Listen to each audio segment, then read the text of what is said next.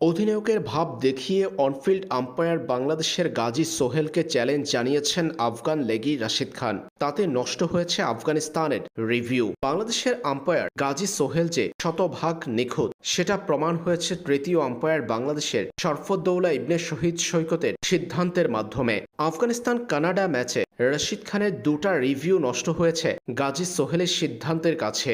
ম্যাচের শুরুতে ১৩তম ওভারের প্রথম ডেলিভারিতে এলবিডব্লিউ আবেদন করেছিলেন রাশিদ খান। রাশিদ খানের বল গিয়ে লেগেছিল জাফারের প্যাডে। তাতে সাড়া দেননি বাংলাদেশের আম্পায়ার গাজী সোহেল।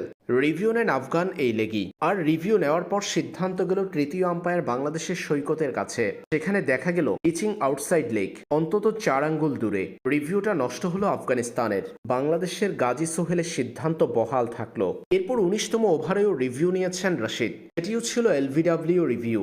রশিদের সেই রিভিউটাও নষ্ট হলো আউটসাইড লেগ হয়ে। নিজেকে অতিরিক্ত বুদ্ধিমান মনে করে আফগান এই লেগই বারবার আম্পায়ারকে চ্যালেঞ্জ জানিয়েছিল মাঠে, যার মধ্যে যে দুটা রিভিউ নিয়েছেন রশিদ, সে দুটা রিভিউতেই ভুয়া প্রমাণিত হয়েছেন তিনি। পরপর বাংলার আম্পায়ার গাজী সোহেলের কাছে ভুল প্রমাণিত হয়েছে রশিদের চ্যালেঞ্জ। দুটা রিভিউতেই হেরেছেন তিনি। বাংলাদেশের আম্পায়ার গাজী সোহেলের দুটা সিদ্ধান্তই ছিল সঠিক আর নির্ভুল।